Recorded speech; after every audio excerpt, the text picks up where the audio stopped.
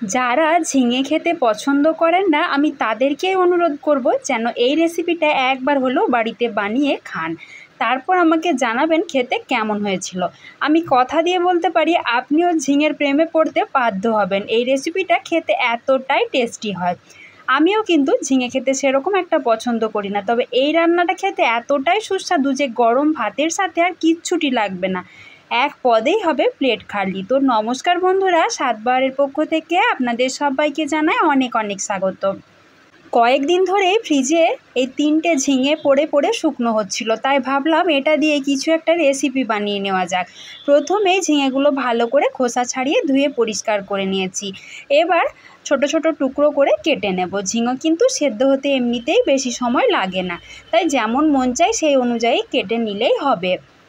আশা করব ভিডিওর শেষ পর্যন্ত আপনারা আমার সাথেই থাকবেন। সবশেষে ভালো লাগলে অবশ্যই একটা লাইক করে দিয়ে সবার মাঝে বেশি বেশি করে শেয়ার করে দেবেন, যাতে সবাই এই সাধারণ রান্নাটা বানিয়ে খেতে পারে।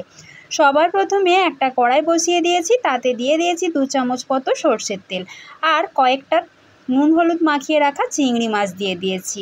দিয়ে চিংড়ি মাছটাকে অল্প একটু ভেজে তুলে নেব, খুব বেশি ভালো করে ভাজার দরকার নেই।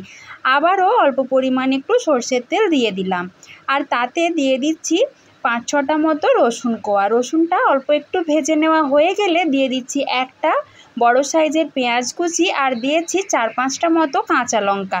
সব কিছু একটু ভালো করে ভেজে নেব।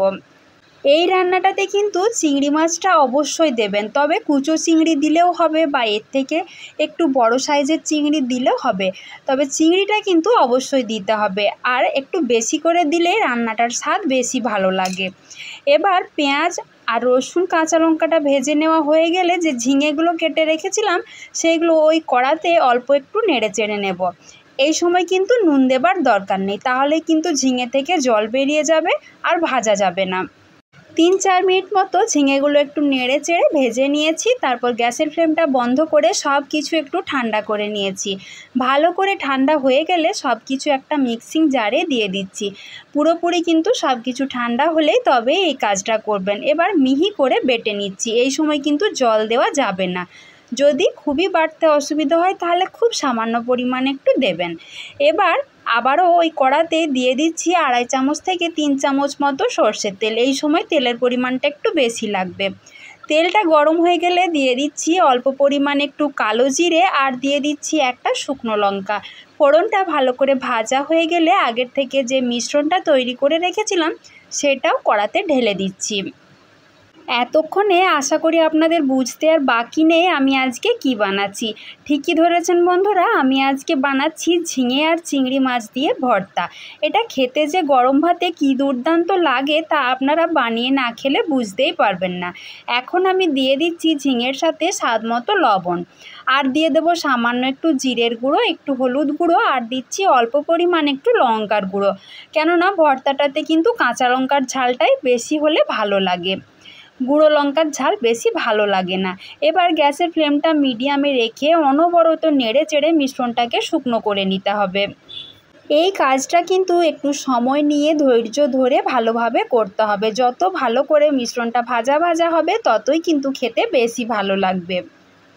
আমার মিশ্রণটা পুরোপুরি তৈরি করতে প্রায় 15 থেকে 20 মিনিট মতো লেগে গেছে। এই সময় গ্যাসের ফ্লেমটা একদম কমিয়ে রেখে ভালো করে ভেজে নিতে হবে। এর থেকে বেশি ভাজার আর দরকার নেই। গ্যাসের ফ্লেমটা বন্ধ করে আমি এটা সার্ভ করে নিয়েছি।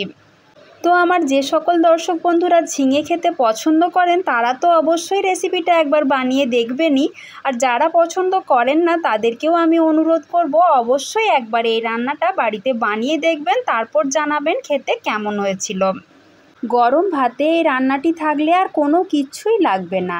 তো আজকের আমার রেসিপি আপনাদের কেমন লাগলো সেটা কমেন্ট করে জানাবেন, ভালো লাগলে লাইক করে শেয়ার করে দেবেন। আর তার সাথে যারা আমার চ্যানেলে নতুন বন্ধু তারা প্লিজ চ্যানেলটাকে সাবস্ক্রাইব করে দেবেন, যাতে আপনারা প্রতিদিন এরকম নতুন নতুন রেসিপির আপডেট পেতে পারেন। আজকের মতো এই পর্যন্তই, খুব তাড়াতাড়ি আবারও দেখা হচ্ছে নতুন কোনো রেসিপি নিয়ে। সবাই ভালো থাকবেন, সুস্থ থাকবেন, ধন্যবাদ।